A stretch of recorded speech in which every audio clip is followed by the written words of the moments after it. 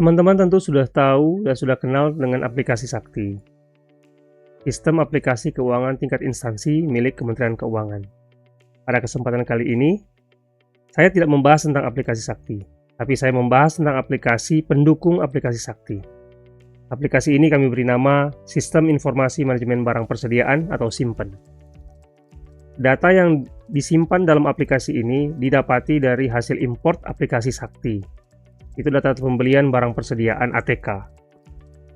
Saya membuat checklist untuk peragaan video ini agar lebih terstruktur dari awal saat kita login awal hingga akhir output yang kita peroleh dari aplikasi SIMPEN. Pertama, saya akan login menggunakan user account super admin. Karena di sini aplikasi masih kosong, belum ada data sama sekali. Ketika login dengan user super admin, terlebih dahulu kita menentukan sumber DIPA. Sumber DIPA itu ada di data master, menu master data, kemudian kita masuk ke sumber DIPA. Di sini teman-teman klik buat sumber DIPA, kemudian masukkan kode DIPA.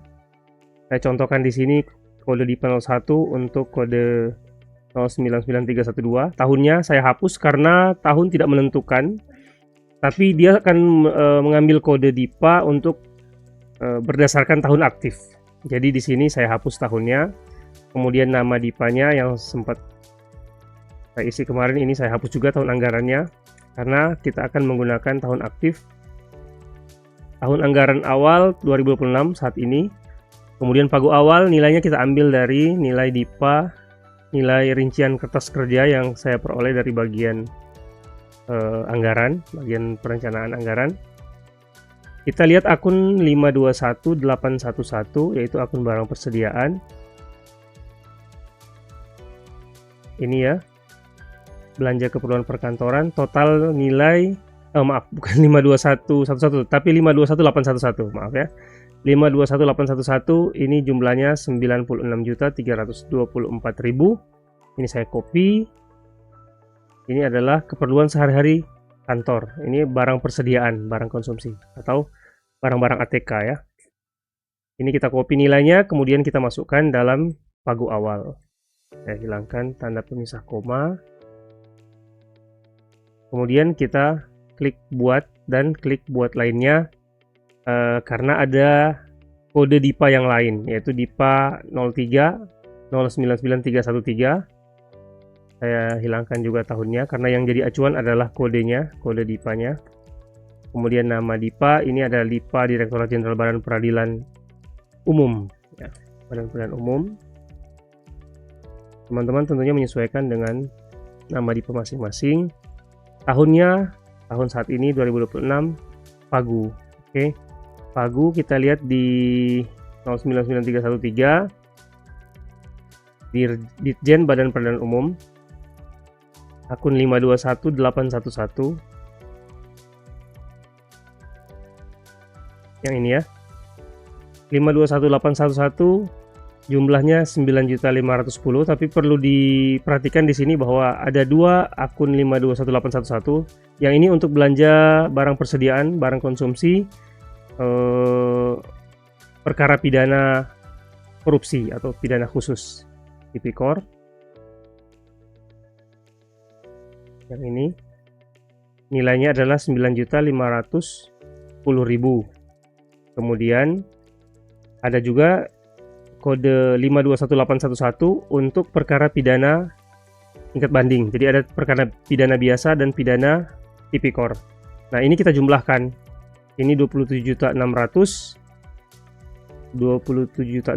rupiah tambah 9.510 untuk kita masukkan ke nilai pagu awal. Jadi 9.510 tambah 27.600 tadi ya, tambah 27.600, 521811 ini totalnya 37.110.000. Kita masukkan di sini 37.110. Kemudian kita klik buat. Nah, di sini nilainya sudah ada tersimpan pagu aktif Apabila nanti ada revisi pagu, kita tinggal klik di kelola revisi pagu dan kita masukkan di tambah revisi pagu. Atau kalau misalkan berganti tahun anggaran berikutnya dan kita sudah berjalan di 2026 sekarang dan masuk ke 2027, maka kita tinggal klik tambah revisi pagu untuk tahun 2027. Kita masukkan 2027 di sini, kemudian nomor DIPA resmi, kemudian pagu yang ada, baik itu pagu setelah revisi atau pagu awal di tahun 2027, kita masukkan di sini. Tanggalnya juga tanggal DIPA atau tanggal revisi kita masukkan di situ ya. Keterangan kita bisa tambahkan di sini. Nah, sekarang kita masih di tahun 2026. Saya sudah masukkan pagu untuk DIPA 01 099312, DIPA Badan Urusan Administrasi, dan pagu DIPA 03 untuk DIPA Dirjen Badan Peradilan Umum. Setelah kita masukkan DIPA, saya centang dulu. Oke, sekarang kita akan mulai input unit kerja.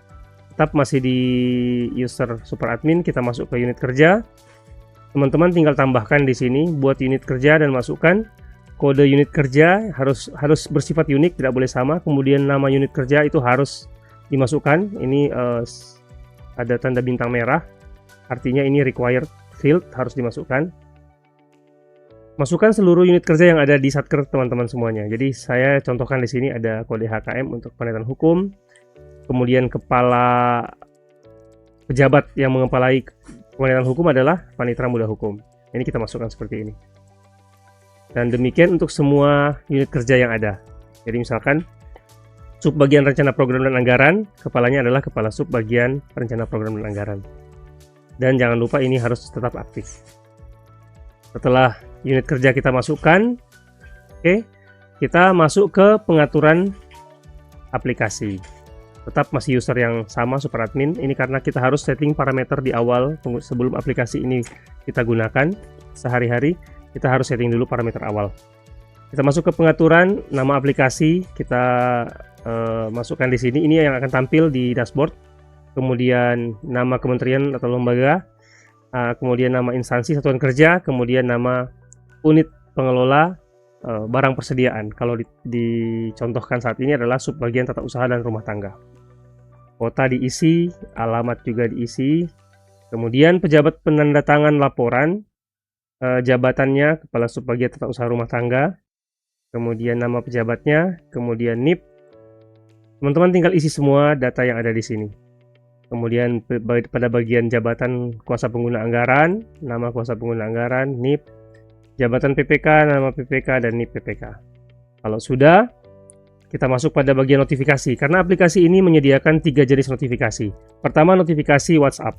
Itu menggunakan token Fonte. Kemudian notifikasi lewat email itu menggunakan SMTP, dan notifikasi inline di aplikasi itu akan tampil di icon lonceng ini. Jadi kalau ada notifikasi, teman-teman bisa lihat di sini. Nah, notifikasi untuk lonceng yang sifatnya inline di dalam aplikasi tidak bisa dinonaktifkan, dia harus aktif. Nah, untuk Fonte, WhatsApp, dan email itu bersifat opsional. Kita boleh mengaktifkan itu atau tidak. Karena kalau Fonte, WhatsApp kita harus berlangganan setiap bulan, kalau saya tidak salah sekitar 66.000 sampai 75.000. Kemudian SMTP itu gratis, tapi kita juga harus memasukkan parameter-parameternya. Kita harus punya email yang akan digunakan sebagai email pengirim notifikasi. Kalau sudah kita masukkan semua data yang diperlukan, klik tombol simpan pengaturan. Setelah klik tombol simpan pengaturan, kita masuk ke pengguna aplikasi. Tetap masih di user yang sama. Teman-teman masuk di menu pengguna, masih administrasi pengguna. Di sini kita bisa menambahkan pengguna satu persatu. NIP-nya, nama lengkap, jabatan, nomor HP, kemudian email, kemudian unit kerja. Ini pilih dari pilihan yang ada. Kemudian ini kegunaannya adalah setiap permintaan dari unit kerja, permintaan barang persediaan, itu harus sepengetahuan kepala unit kerja. Diaktifkan, maka setiap permintaan, maka user ini akan tahu ada permintaan yang perlu disetujui, yang perlu diketahui oleh pimpinan unit kerja. Kemudian ini diaktifkan apabila seseorang itu, user yang akan ditambahkan itu, dia mewakili dirinya sendiri untuk melakukan permintaan, tanpa harus mendapat persetujuan atau tanpa harus diketahui oleh kepala unit bagian lain. Contoh pada jabatan-jabatan tertentu seperti misalkan jabatan hakim itu dapat meminta barang persidangan ATK untuk dirinya sendiri. Tapi untuk bagian-bagian lain itu harus pengetahuan kepala bagian. Misalkan kalau kepaniteraan ada panitera, kesekretariatan fungsional kesekretariatan ada sekretaris. Kemudian kalau di bagian tata usaha misalkan ada kepala sub bagian tata usaha dan seterusnya. Jadi ini bisa kita tambahkan satu persatu. Setelah diisi perannya kita pilih. Di sini ada peran admin. Admin adalah petugas yang mengelola gudang. Operator adalah petugas user biasa yang melakukan permintaan. Pengawas adalah pengawas gudang dan super admin. Dan kebanyakan pengguna itu adalah operator. Tentukan perannya, kemudian masukkan password defaultnya, dan simpan. Nah, kemudian kalau misalkan teman-teman ingin lebih mudah untuk memasukkan data karena misalkan pegawainya banyak, kita bisa download template Excel seperti ini, kemudian kita masukkan pada jangan lupa di enable editing, kemudian kita masukkan data pegawai di sini, masukkan nama, NIP, jabatan secara massal. Jadi kita tidak perlu memasukkan satu persatu, menambahkan satu persatu user. Nah di sini unit kerja itu teman-teman bisa pilih karena sudah otomatis kita sudah menentukan unit kerja di awal tadi ketika login. Maka kita setelah download template akan langsung otomatis disuguhkan unit kerja yang ada di dalam database. Kita tinggal memilih saja. Untuk role itu tadi ada 4 role, operator, admin, pengawas, dan super admin. Jadi kebanyakan operator semuanya. Nah, setelah itu password juga kita bisa kosongkan. Kalau dikosongkan dia akan menjadi password default. Password defaultnya adalah password ya untuk aplikasi ketika pertama kali login. Oke, kalau itu sudah kita tinggal impor. Ketika kita impor di sini, ini saya hapus saja karena saya sudah punya. Kita tinggal impor saja file Excel-nya. Kita tinggal cari di mana file Excel itu berada, kemudian klik open dan kirim. Maka data user akan langsung masuk secara otomatis di menu pengguna. Dan user akan bisa login. Login menggunakan NIP dan password yang ada di file Excel yang kita masukkan tadi. Jadi password defaultnya adalah password ya, kalau tidak diisi. Kalau diisi itu akan menjadi password default untuk pengguna. Oke, setelah kita sudah atur pengguna, selanjutnya kita akan coba import data pembelian dari hasil ekspor Sakti, sistem aplikasi keuangan tingkat instansi milik Kementerian Keuangan. Jadi di sini teman-teman lihat kita masuk ke menu import Sakti. Untuk mengimport data pembelian Sakti itu bisa dilakukan oleh super admin maupun oleh admin gudang. Itu akan ada menunya. Ini saya contohkan tampilan dashboard untuk admin gudang. Nah, ini ada menu import Sakti. Oke, kita jalankan dari menu dari halaman login super admin. Saya akan klik di area kosong, kemudian kita akan lihat di sini. Ini adalah contoh barang persediaan yang kita ekspor dari aplikasi Sakti. Isinya seperti ini kurang lebih. Saya buka, teman-teman bisa lihat. Nah, ini kita tutup dulu. Nah, isinya seperti ini.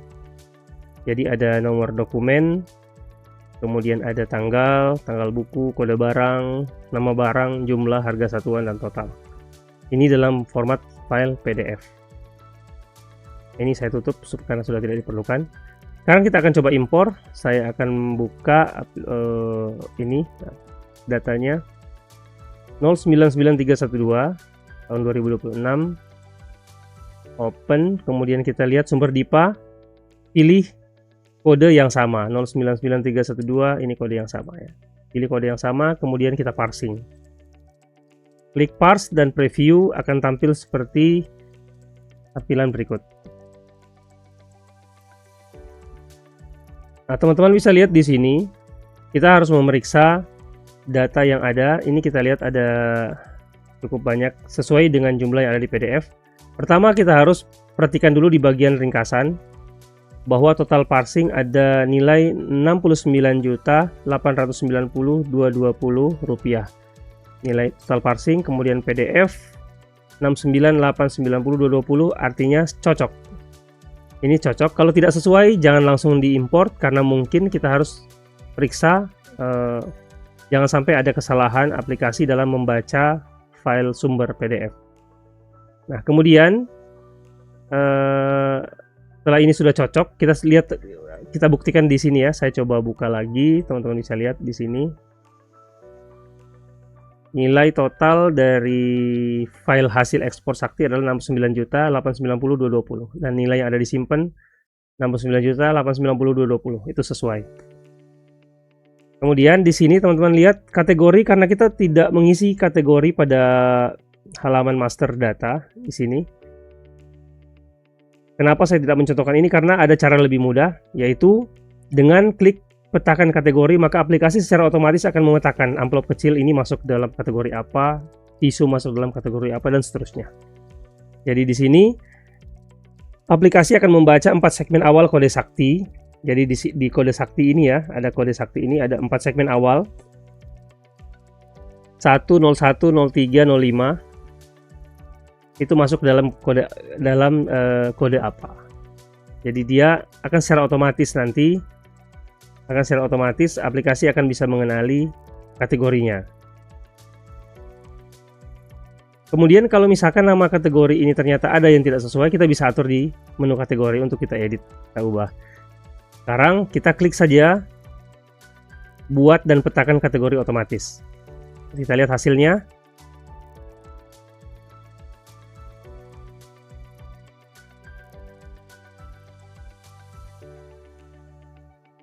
Oke, di sini ada tampil 6 kategori baru dibuat, 136 baris terisi kategori otomatis. Kemudian kalau ada yang tidak sesuai, kita bisa ganti di master data untuk menu kategori. Teman-teman lihat bahwa amplop kecil langsung diberi kelompok kategori kertas dan cover. Ini secara otomatis. Dan sementara untuk tisu, toilet, paseo itu diberi kategori bahan kebersihan dan pembersih. Jadi ini akan secara otomatis terisi. Apabila ada yang tidak sesuai, kita nanti akan perbaiki sebentar. Tapi hanya 6 kategori yang dipilih. Ini kantong plastik masuk dalam bahan kebersihan dan pembersih. Ini sudah secara otomatis. Kita tinggal memilih satuannya. Nah, amplop kecil ada 500, satuannya 3000, ini berarti lembar. Tisu, kalau kita bingung ya kita bisa pilih pak mungkin, atau kita pilih buah. Seperti itu. Kemudian misalkan pengharum semprot, ini mungkin kalau semprot berarti botol ya. Boleh buah, boleh botol. Saya akan percepat video ini.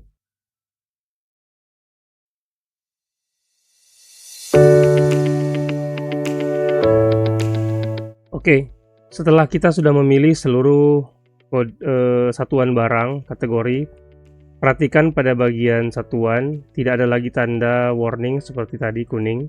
Semuanya harus hijau. Kalau ini ada yang tanda seperti ini berarti belum terpilih.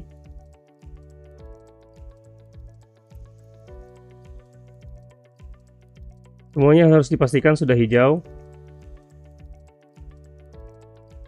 Oke, kalau sudah seperti ini, semuanya sudah oke, kita klik finalisasi import. Oke, import berhasil, 136 item, 18 dokumen tersimpan. Nah, kita lakukan juga langkah yang sama untuk sumber DIPA dengan kode yang berbeda, DIPA 099313. Persis seperti yang sudah saya contohkan tadi. Kita parsing dulu. Setelah parsing, teman-teman bisa lihat karena ini sudah impor yang kedua, kategori sudah ada beberapa yang sudah terisi otomatis.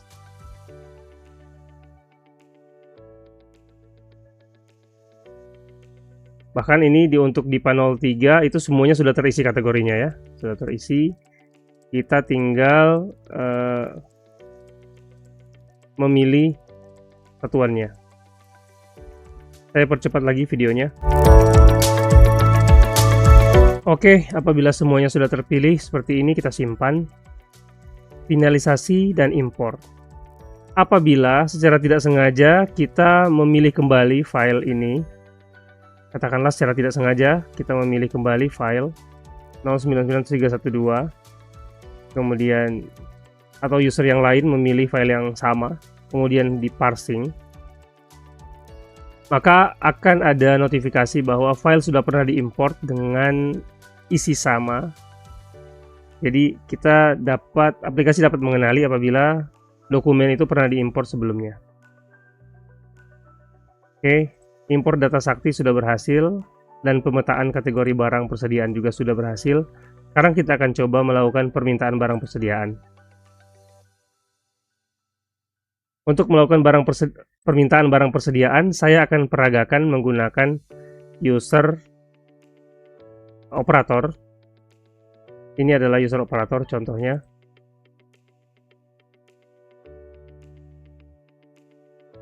Saya akan melakukan permintaan melalui klik pada menu permintaan saya, kemudian buat permintaan baru. Kemudian kita tulis catatan, misalkan kebutuhan ATK untuk triwulan ketiga tahun 2026. Barang kita pilih, misalkan ballpoint, saya butuh ballpoint. Teman-teman bisa lihat di sini ada stok tersedia otomatis. Jadi misalkan saya ambil 1.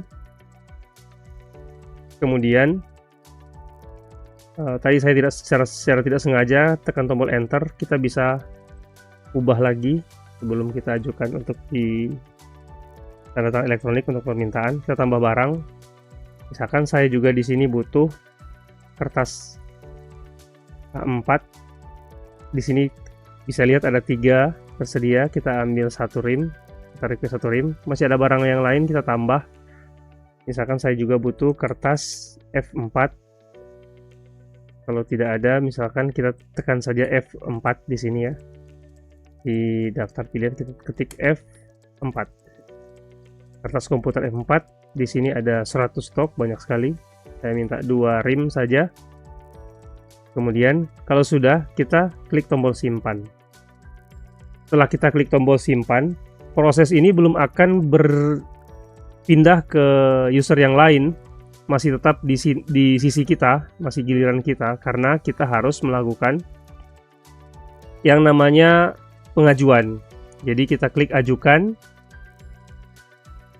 Ketika klik ajukan, kita masukkan PIN tanda tangan elektronik kita.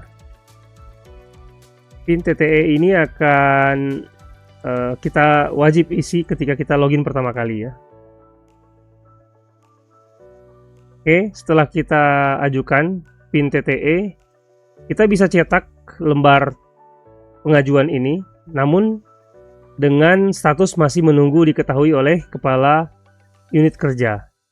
Tapi ini sudah ditandatangani oleh pemohon. Jika kita belum cetak, katakanlah ini kan kita mendukung paperless ya, maka pada kepala unit kerja, kita lihat pada user kepala unit kerja apa yang terjadi. Di sini saya coba refresh. Di sini ada batch 1, perlu diketahui, juga muncul di notifikasi. Ini adalah permintaan unit menunggu diketahui. Nomor permintaan oleh user siapa. Jadi saya tinggal klik di sini. Kemudian saya lakukan tanda tangan elektronik menandakan bahwa saya sudah mengetahui. Perlu juga kita mengecek dulu ada berapa item, barang-barang apa yang diminta. Kalau misalkan barang-barang ini tidak begitu diperlukan di bagian kita, kita bisa minta yang bersangkutan untuk merubah dengan barang-barang yang lain. Nah, katakanlah sudah sesuai, saya tanda tangan elektronik. Ketahui. Oke. Nanti proses yang tadi itu akan terlihat di sini bahwa sudah posisinya sekarang pada admin gudang. Nah, ini hanya secara kebetulan bahwa user ini juga memiliki privilege sebagai admin gudang ya. Tapi saya akan berpindah ke user yang lain yang memiliki privilege admin gudang seperti ini. Ini akan ada notifikasi permintaan baru menunggu verifikasi oleh admin gudang, diketahui oleh siapa, kepala unit kerjanya. Dan di sini ada verifikasi permintaan. Jadi kita lakukan verifikasi, kita lihat dulu permintaannya apa. Atau langsung kita klik verifikasi. Seperti ini. Diminta berapa, kita setujui berapa. Admin gudang bisa merubah. Kalau misalkan stok tidak tersedia, katakanlah seperti itu, maka harus ada alasan. Catatan untuk admin, kemudian masukkan PIN. Ini tandanya sudah diverifikasi. Nah, ketika sudah diverifikasi oleh admin, ini akan masuk ke pengawas. Jadi kita pindah lagi ke user pengawas. Saya sengaja membuat seperti ini untuk supaya kita lebih mudah memahami bagaimana alur aplikasi bekerja. Di user pengawas itu akan ada muncul seperti ini. Jadi setiap kali user kita ada sesuatu tindakan yang perlu untuk kita lakukan, akan ada tanda giliran Anda, artinya giliran kita untuk melakukan tindakan pada aplikasi.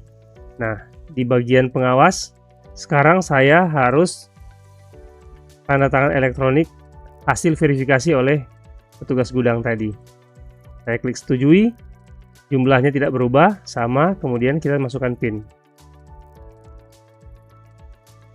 Ketika disetujui, ini akan kembali ke petugas admin gudang. Di petugas admin gudang itu akan nampak seperti ini. Ada notifikasi, permintaan menunggu verifikasi. Oh, ini tadi ya. Verifikasi permintaan. Ini telah disetujui. Kita akan buat distribusi. Jadi admin gudang mendistribusikan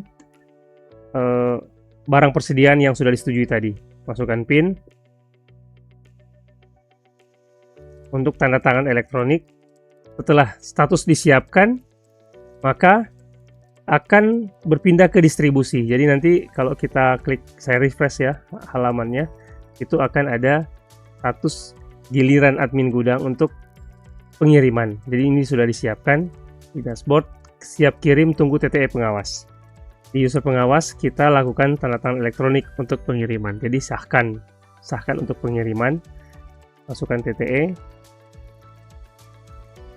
kirim. Jadi hanya TTE saja, tanda tangan elektronik.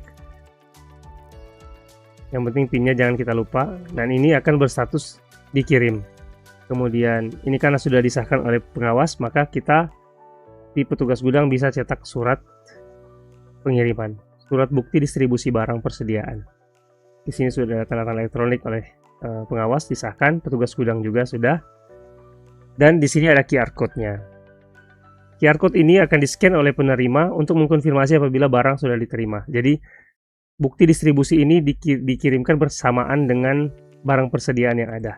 Saya akan coba melakukan scan terima barang persediaan. Itu kita hanya buka di menu kamera saja, kamera HP. Kemudian kita arahkan ke QR code, seperti ini muncul. Kita tinggal klik pada link yang tampil, kemudian nama penerima yang mengajukan tadi ya, namanya Akbar kan. Kemudian catatan kalau ada, kemudian klik konfirmasi terima. Dengan demikian, status akan menjadi selesai.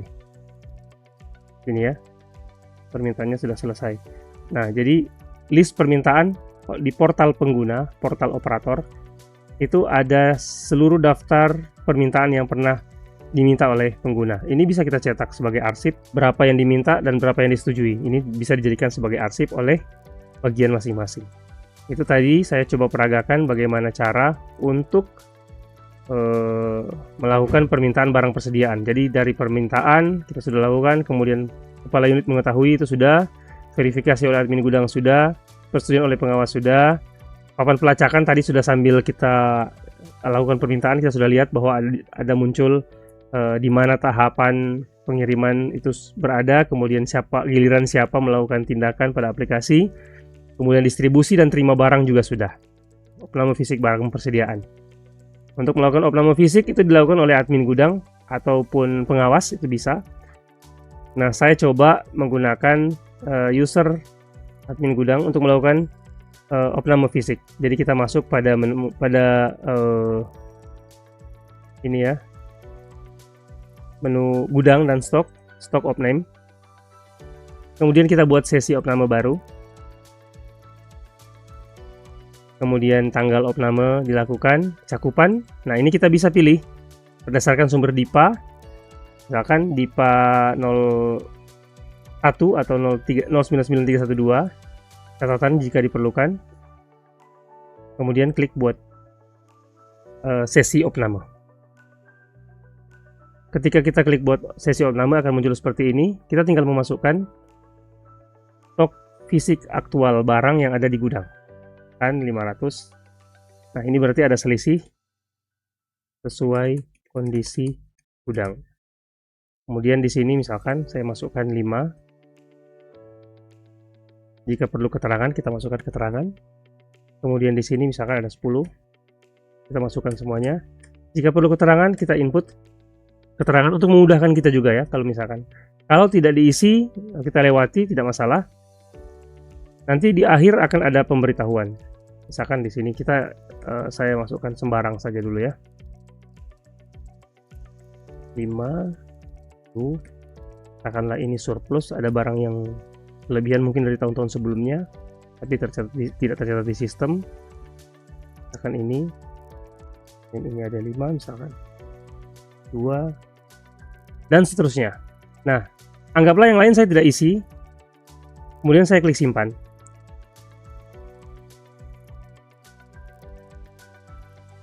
Itu akan muncul seperti ini. Tetap diproses, item ada 94 item. Kalau masih ada yang perlu kita isi fisik, kita klik isi fisik. Kalau sudah selesai, kita klik selesai dan tanda tangan elektronik. Nah, di sini akan muncul warning, ada 83 item yang stok fisiknya belum diisi. Bila dilanjutkan, item tersebut akan dianggap 0, sehingga dianggap tidak tersedia lagi di gudang. Stoknya kosong fisik. Nah, jika benar-benar kita tidak mengisi, ini ada tanda centang. Jadi, ini akan menghindari kelalaian dari petugas gudang. Bahwa tidak mungkin barang itu tidak sengaja dikosongkan karena dia telah melakukan klik centang. Ya, saya paham. Anggap 83 item yang belum diisi sebagai 0, habis ya. Jadi apabila itu dikatakan tidak sengaja atau khilaf, itu sangat kecil kemungkinan karena dia centang dan dia membaca apa yang dia centang di sini. Kemudian pin tanda tangan elektronik.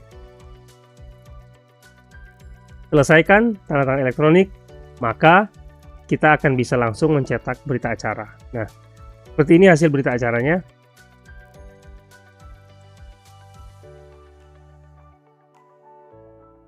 Ini akan disahkan oleh pengawas gudang tentunya, perlu disahkan oleh pengawas gudang.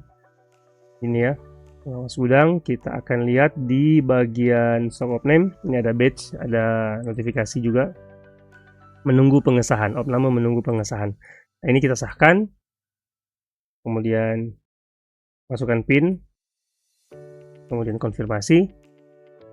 Setelah itu berita acara bisa dicetak seperti ini dan ada tanda tangan elektronik untuk pelaksana dan pengawas gudang. Jadi seperti itu kondisinya berita acara, bisa dilihat selisih, kemudian ada keterangannya. Ini bisa kita cetak seperti ini, ke PDF bisa ataupun ke printer bisa. Nah, jika sudah demikian, kita bisa melanjut ke berikutnya. Ini berita acara opname sudah, cetak kartu kendali. Nah, bagaimana teman-teman bisa mencetak kartu kendali?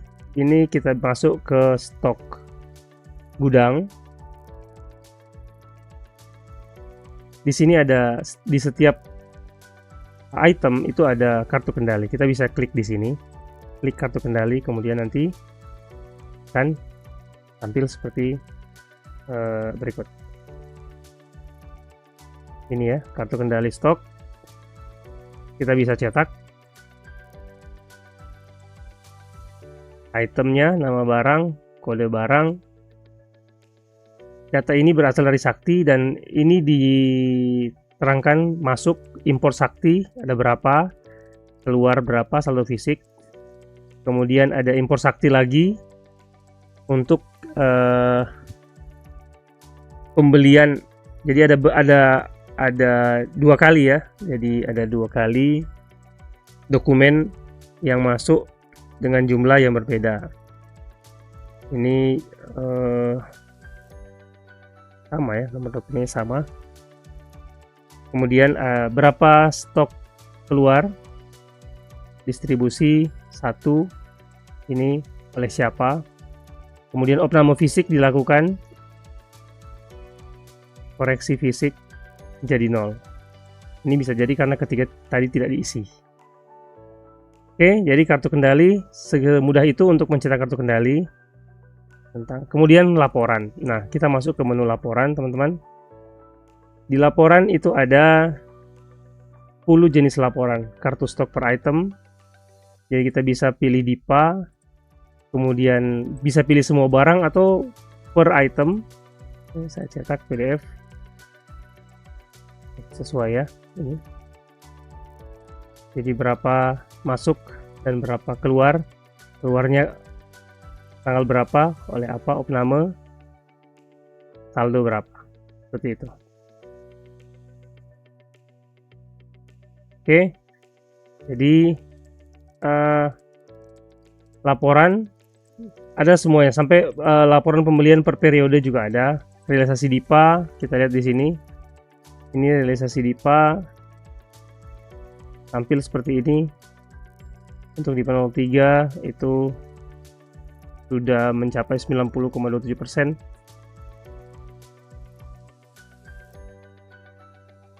Kemudian DIPA 01 72%. Oke. Seperti itu. Oke, 16 peragaan kita sudah peragakan dalam video ini. Semoga bermanfaat, teman-teman. Dan jangan lupa subscribe channel kami agar supaya teman-teman bisa mendapatkan informasi apabila ada aplikasi-aplikasi terbaru yang akan kami review di waktu yang akan datang. Terima kasih, sampai jumpa.